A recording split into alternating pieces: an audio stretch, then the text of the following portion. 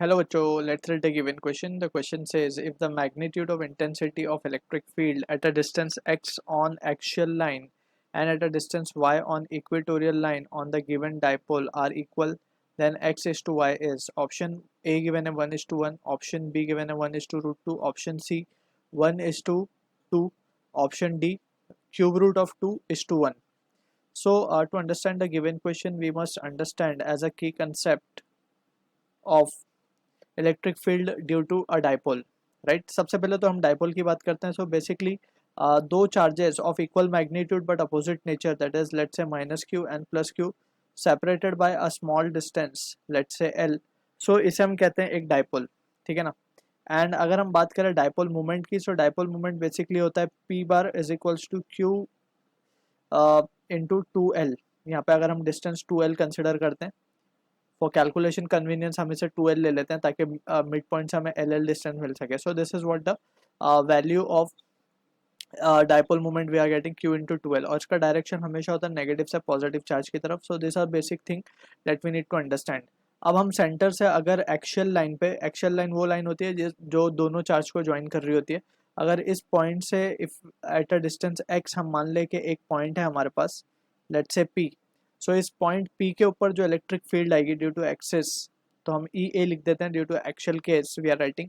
सो इसकी वैल्यू हमें मिलती है 2 kp अपॉन एक्स क्यूब। अब यहाँ पे k तो कांस्टेंट है, p is the dipole moment and X cube is what, X cube is the distance of the point from the dipole, ठीक है ना। अब यहाँ पे we need to be careful, जो हमें डायरेक्शन मिलता है इसका, इसका direction for the case of axial point it is always in the direction of electric dipole moment. यानी कि अगर electric dipole moment in this case we can see it is along I cap, right, that is positive x axis की तरफ है। सो इसको भी हम क्या लिखेंगे, आई कैप के अलोंग लिखेंगे। So this is how we write the electric field at point P on the axis due to the dipole, ठीक है ना। सो इसका डायरेक्शन वही होगा जो डाइपोल मोमेंट का होगा। अब सिमिलरली ये केस हो गया एक्शियल पॉइंट का। अब हम बात करते हैं for equatorial case. Equatorial region के लिए again we will be considering a dipole. Let's say ये डाइपोल है हमारे पास, distance again we can say it has to be 2L है।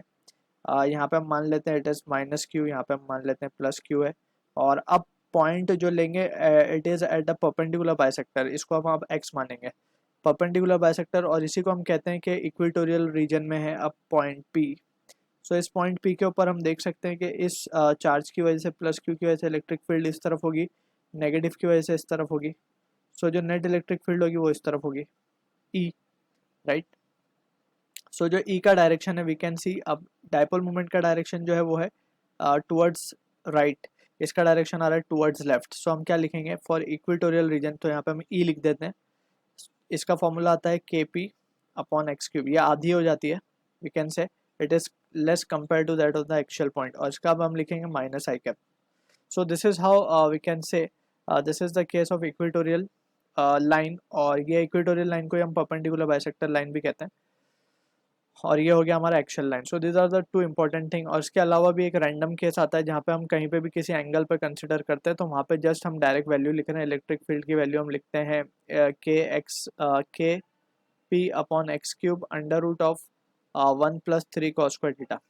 सो ये at random angle from the axis we can say, तो ये थर्ड केस है। सो ये फॉर्मूला भी अगर हम याद रखें सो उसके accordingly we will get this two result, right. और वी कैन से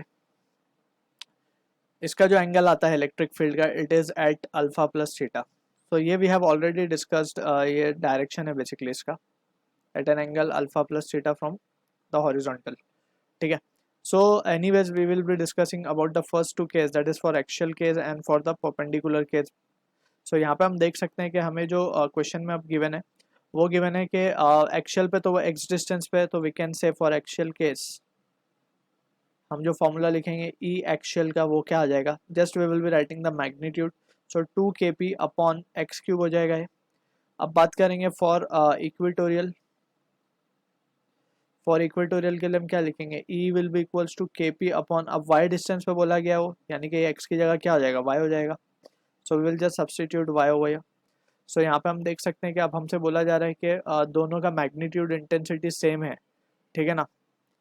तो we can say therefore EA is equals to EP since it is a given condition. तो यहाँ पे just we have to equate this two values. So हमें क्या मिलेगा, EA को हम क्या लिख सकते हैं, 2kp upon X cube and that is equals to kp upon Y cube. तो यहाँ से हम देख सकते हैं kp कैंसिल और हमें चाहिए रेशियो x अपॉन वाई का. सो x अपॉन वाई का रेशियो आएगा cube root upon 1. So option जो है हमारा D is the correct answer to the question. I hope you understood the solution. All the best.